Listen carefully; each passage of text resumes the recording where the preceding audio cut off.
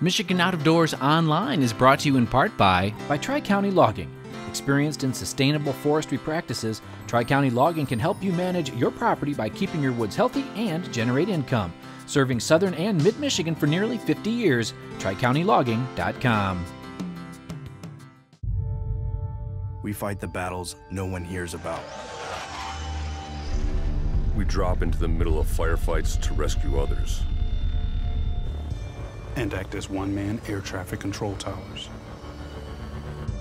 We're the ones who go before all others.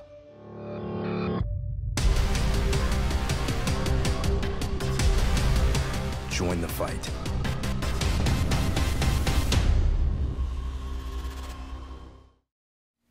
Hi everyone, welcome to Michigan Out of Doors. I'm Jenny Silik and we've got an exciting all-new show in store for you this week.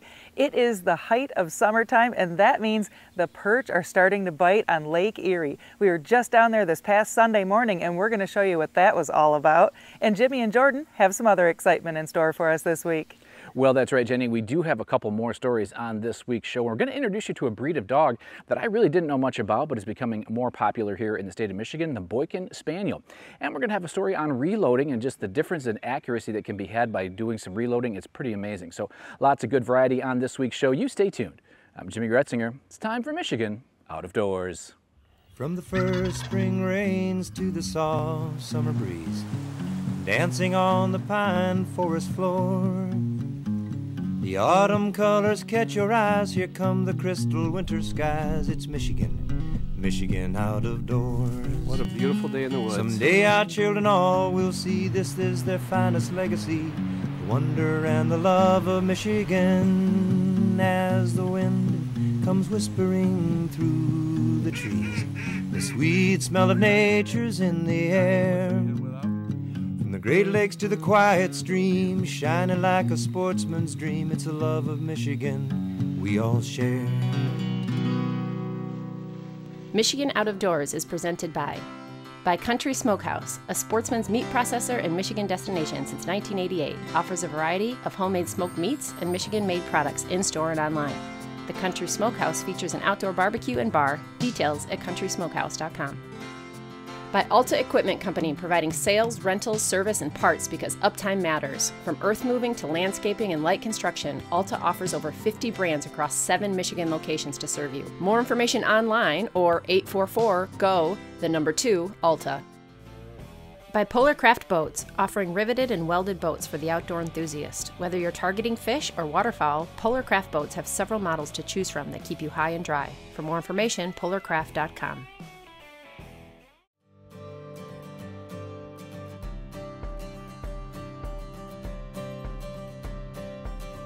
Shay, what's been going on around here with the fishing? The walleye fishing's kind of petering out, still decent. We're just now transitioning to perch fishing. Started about a week ago. It's been decent so far, but should get better as time goes on. We're located in southeast Michigan here in Monroe at Breast Bay Marina on Lake Erie. Today we're going to run south to fish. The fish haven't quite moved up to our end of the lake yet, so we're going to go down and find them still in Michigan waters. I've got some reports from buddies and I've scouted it myself, so we'll go in there and look around and see if we can find the fish and anchor up on them and see if we can beat on them a little bit. Joining us on this beautiful foggy morning were Shay's girlfriend Jen Rickert, our mutual friend Joe Robison from the DNR, Joe's daughter Sydney, and my husband Matt. After a little ride south, Shay dropped anchor in the first spot of the day and got all of our anglers set up. A good day of perch fishing requires lots and lots of minnows. Shay ran through the process of switching the boat over from walleye to perch fishing, which is fairly quick to do. Basically, same rod holders we use for walleye fishing, we just add a couple more off the transom here. We just try and space the rods out a little bit, stick them in the rod holder all the way around the boat. We're fishing light action and ultralight poles, just with a simple perch rig on them. Shay likes to bait the hooks and leave the rods in the rod holders and just watch for that telltale perch tap on the rod tip before setting the hook. Some folks like to hold the rod and feel the bite happen, but either way works just fine. In a matter of seconds, the bite was on and the excitement began. Going? Little guy. Hey. First one of the day. All right. Not skunk. Nope. We're on the board.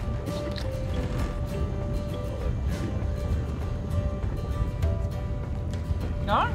Yeah, little guy. Little guy. Oh yeah. Here we go. So the bite was officially on, and Shay used his handy bucket top with a built-in counter on it to keep track of our catch today. He says Lake Erie has different seasons of productive fishing to take advantage of. So generally we start walleye fishing around the middle of May through about the second week of July is typically the best. We still are doing a little bit of walleye fishing. We went out yesterday and it was really good. Today, not so much. Just talking to the other captains, it's pretty slow today. So I think we made the right choice perch fishing for today.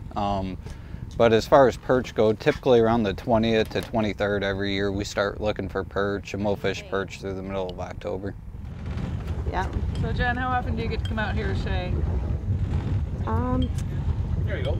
Gosh, you know, since I've had my baby, I haven't been able to come out as much as I want, but I get out a lot. Yeah. Probably a couple, maybe once a week. What do you like about it? Just being outside. I'm new at this, so I like to try and keep up with him. So it's a challenge, learning new things every day. Jen was holding her own out here with the rest of our anglers. The perch bite was keeping everyone hopping with lots of missed bites, stolen bait, and several fish on at once.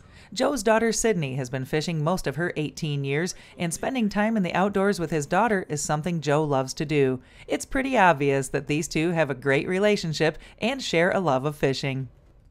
Yeah, we hunt quite a bit and fish quite a bit. And what's nice is I have a 3-acre pond at home that's stocked with bluegill and bass, and that's pretty much where she learned how to fish. And she comes out walleye fishing with me, perch fishing, and we turkey hunt, deer hunt, all that good stuff. Awesome. What do you like about that? Just the time sharing it with her outdoors, and passing on the knowledge, and just getting out there and spending one-on-one time with her.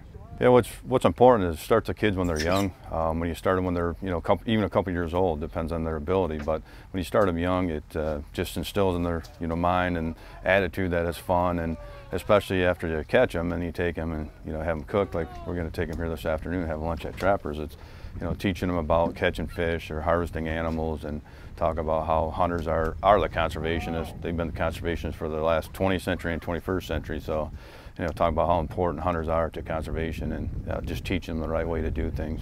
For me, when I was a young kid, I was like 14, 15 years old, I started working on charters as a first mate. And from there, I still kept that tradition going. And when I have time on the weekends, I help out with a few different captains. And I love being on the water and just being outdoors somewhere.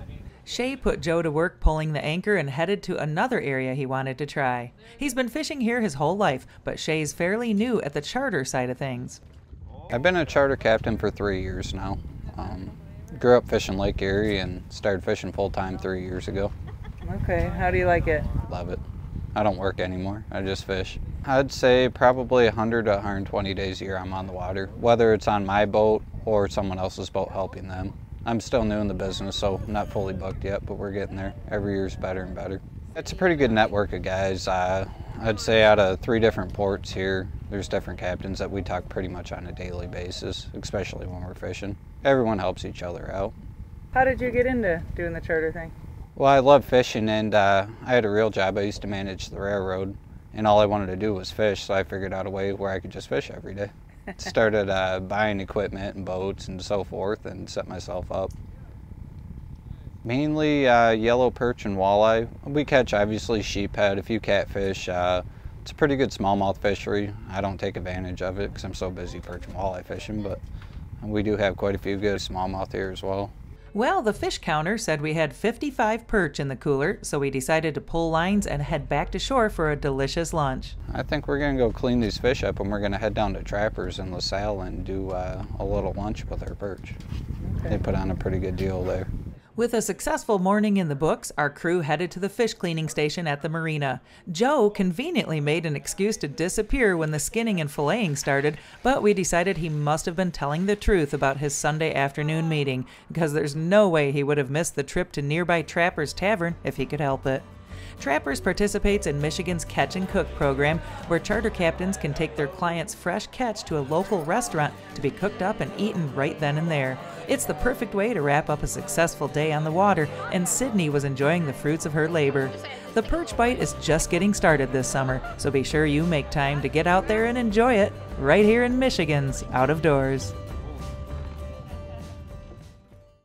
For our next segment on this week's show, I was over in mid-Michigan to cover a hunt test for a relatively new breed of sporting dog that's starting to become more popular here in Michigan.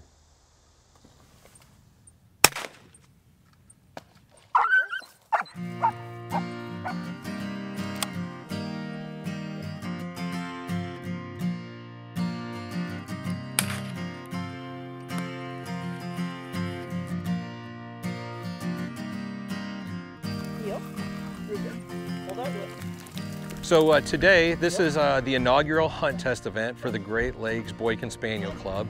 And what we're doing is conducting a hunt test. And a hunt test is different than a field trial because dogs are judged on a standard set of rules. And in a field trial, dogs are judged against each other, which dog performs better, and they get placements. So today, the people that are running and handling their dogs are hoping to pass the test.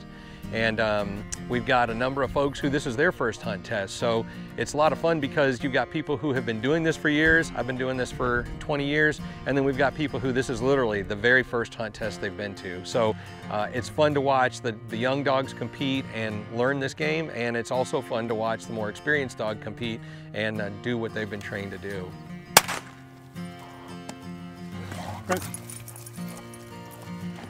We are evaluating a dog's ability to complete a test based on a set of rules that exist for the different levels. And we have a novice level, which is the youngest and more inexperienced dogs. And so what we're asking them to do is to watch a single bird fall, retrieve a single bird on land and on water, and bring it back to the handler. And they have to do 2 landmarks, 2 watermarks. Then the next level up would be intermediate. And an intermediate dog is just what it sounds like. It's between a novice dog and a dog that's what we would call finished. And that dog has learned that it needs to sit with its owner and it needs to watch more than 1 bird fall at a time. More of what you would call an early level ideal companion in a hunting blind or in a duck hunting situation. And that dog has to watch, an intermediate dog has to watch 2 birds fall, retrieve those, and then it also has to retrieve a blind, which is a bird that it did not see fall. So think of it, maybe you've got a dog that's out retrieving a bird, and while that dog is out retrieving, in comes another bird that you shoot. The dog doesn't see it. You still want to be able to retrieve that bird, so you want to have hand signals that you can use to get the dog to that bird. And then our finished level, our most advanced level, is a dog who's going to sit by your side, watch 3 birds fall, and retrieve those after the last one has fallen, and then also we'll have to do a blind retrieve. And as you move progressively from novice to intermediate to finish, not only does the complexity of the test increase, but also the distances that the dogs have to do the retrieving. Attaboy. Good. Chris has been working with these dogs for over 20 years and was able to tell me what makes the Boykin Spaniel a little bit different than other sporting dogs. What's different about the Boykin Spaniel than other dogs? One, this was a dog that hunters in South Carolina developed because they didn't want a dog jumping out of the boat and tipping the little punt boats that they hunted out of, or the section boats that they hunted wood ducks in the swamp on. So this dog was naturally developed to be smaller than labs, smaller even than water spaniels or Chesapeake Bays certainly. And so if you're looking for a more compact breed that can still retrieve a duck, a goose, do some upland work, pheasants, quail, chukar, this is a good breed for you. They like to be active. They enjoy a task and a job. So think about Goldens. They tend to like that kind of similar activity or engagement. And Boykins are very similar. So give them a job and they're very happy.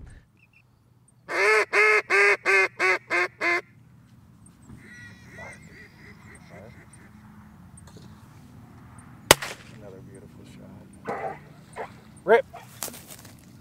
So we knew we were getting ready to retire. Our old dogs were, well, just about ready to be put down. So I had an old chocolate lab and I had an old English setter. And we thought, well, if we're going to try a different breed, now's the time to do that. So in retirement, we knew we were going to travel. So let's find something a little smaller. So I did a little research. I actually had customers when I was working down in South Carolina, and they introduced me to the breed on top of my research and articles in Ducks Unlimited magazine. And I think this is the dog for us. So I took my wife to meet some puppies at a breeder, and that's all that took. You know, so somebody a puppy, you're hooked.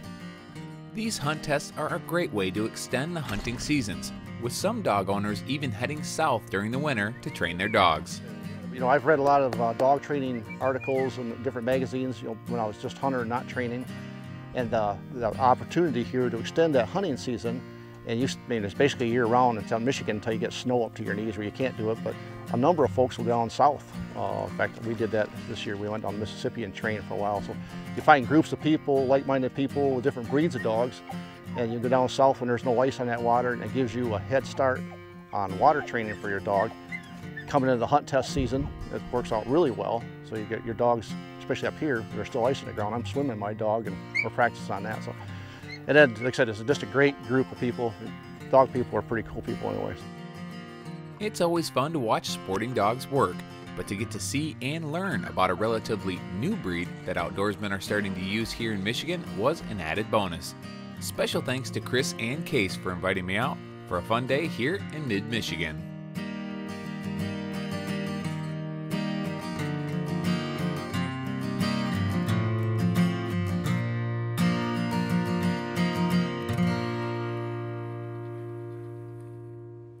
In our next story on this week's show, we're going to show you what goes into reloading your own ammunition, and it's pretty amazing the difference in accuracy that can be found when doing some reloading.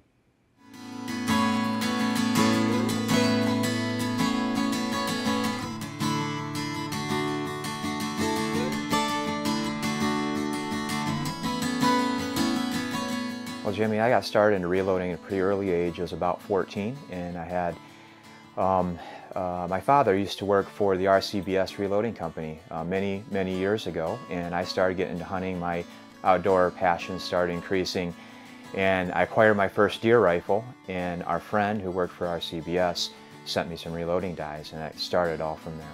I think, you know, how I got into reloading is how most people kind of get into the reloading, and it's usually a few reasons. One, they want to shoot more and shoot more often. You know, two, ammo is expensive these days, and so reloading affords you the ability to shoot more, but to shoot more economically as well. And I think, you know, the third reason is also because I have a real sense of pride when we put things together, like people who make their own arrows or build their own knives or axes. And when you create something that you've made and you go harvest a deer or harvest big game with it, there's a lot of fun, a lot of sense of pride in that as well. I'll show you some basic operations. Really, there's two things to reloading. The first will be once you fire the shell, how do you get that prepped and ready so then you can reload that back with the primer, powder, and bullet. And then the second thing would be some of the equipment here that I have on display. But I think from a safety standpoint, as I mentioned, you want to have a reloading manual and make sure you look at those if you're just first starting out, and please follow the directions. You know, one of the things that I've learned when I started reloading and still do to this day is to try to attempt to do this when you're tired, if you have a lot of stress, if you're distracted, or otherwise, because you know, you don't want to get into a situation where you overcharge a cartridge and all of a sudden you shoot that in your gun and there could be an injury. That's the basics of the basics. When Brian told me about the improvements you can get when it comes to accuracy when reloading, I have to say I was interested to see just what you needed to get started. Basic setup for anyone wanting to start. There's a reloading manual, a set of dies for the caliber or calibers you want to start reloading, a case lube kit, and this helps you run it up into the die to be able to resize it without getting the case stuck. This isn't necessary, but I always have a bullet puller because I'm human and I make mistakes. A caliper. You're going to want to have that for measuring the length of your bullets and being able to make adjustments. A powder measure. These come in an electronic scale like I have here, or manual one I've used for years. A powder funnel. A case block, so you can set loaded ammunition in or resize cases in. And then I have two single stage presses, but one single stage press will work, and you know, you can get this off fairly economically to get started. All right, well, first starts with your fired cases, and you'll notice that primer has been dented in and there's no bullet, so that has been fired in a rifle, and this is how the reloading process starts. What I do is, however you do this, there's a lot of different variations to this, but I still am old school and use what's called a case lube pad. Now they have an aerosol that you can spray it with. And just make sure you have a nice even coating. It's probably hard to see there. And your whole goal is to resize this case and knock that primer out so you can get it back into your firearm. Put it in the die and then just run it up into the resizing die. And the primer knocks out. You pull it back out. And now you have a resized case ready for reloading. These cases and all factory ammunition come with a certain dimension of the case, and the whole goal is to get this close back to that resized case so it'll fit back into your rifle. Because once you shoot this case expands in your chamber and it doesn't go back to original dimensions. Jimmy, we're started the process of loading up the case, so I have a case that's ready to load. No primer, it's empty. And so we're starting this process. The first step we'll do is 3 steps. It's that simple. Is we'll put a primer in the back end, and that primer has a little ignition to it. That's what makes the powder, ignites the explosion, burns the powder, and gets that bullet moving out of your barrel. So I'm using something very rudimentary. They have hand priming tools. This has a primer itself, a priming tool built into the press. And so I put that primer in there, seated it in. You'll see that primer is firmly seated. And this part of the process takes a little feel, so when you kind of seat it in, you'll kind of feel it bottom out on the bottom of that primer pocket. And that's pretty important to get good primer pocket connection. Jimmy, here we are now going to, now that we have this case primed, we need to put powder and then ultimately seat a bullet at the right depth. Let me set that in here. And so I know from my manuals, let me turn I have electronic scale, and these are wonderful to use. They do speed up your time with reloading. You'll see how I have that set to 0. Let me zero it out again to reset it. And now that's at 0. They have powder tricklers. Mine unfortunately just recently broke. But I'm going to set this charge to weigh to 46.5 grains, and I'm using an H4350 in a 7mm 08. That's a safe load that I've worked up to, and it's also quite an accurate load too. So you'll see that going up. And it's important to get the powder measurement within 0.10 accurate of. There we go. You'll see it's 46.5. So every single time, once you found your load, or any of your reloads, make sure you're accurate within the 0.10, and then you don't have variations with point of impact or other things that can happen when you have different powder charges. You said it's kind of like baking a cake? Yeah, it's. I always use the terminology that if you like to cook and try different recipes, that's what reloading is about.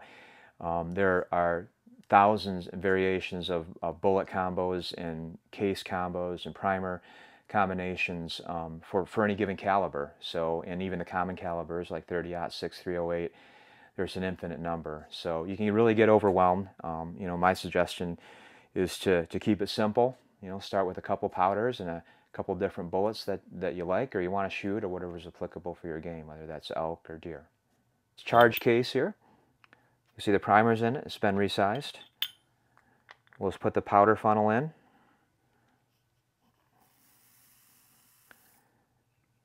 Just pour that in, and that second step of the 3 steps are complete. And then I'll grab the same bullet.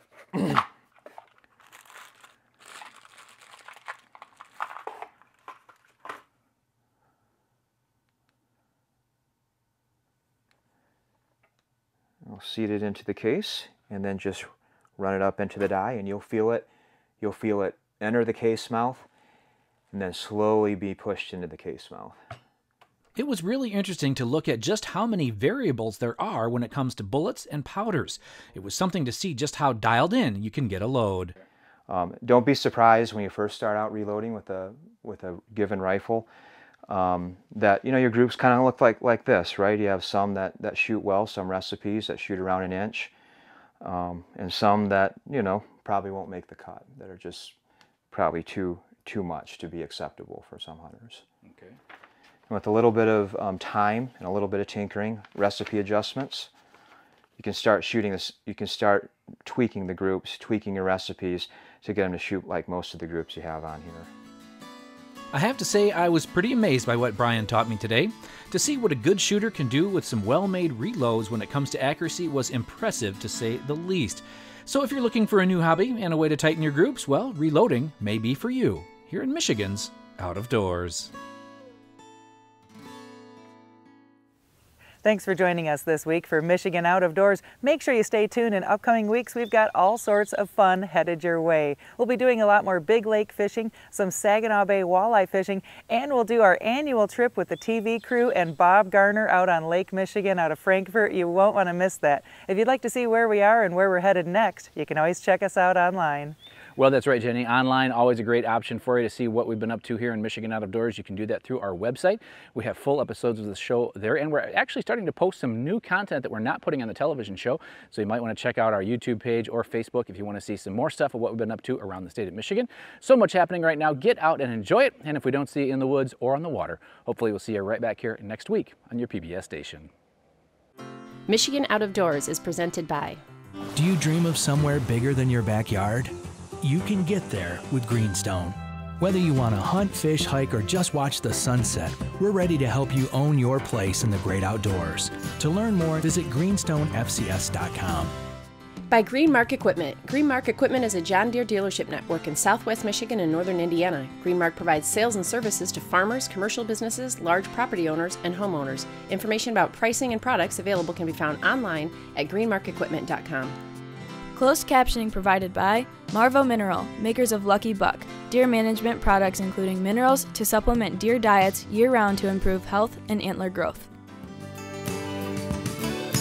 When I wander far away, a dream stays with me night and day. It's the road that leads to my home state.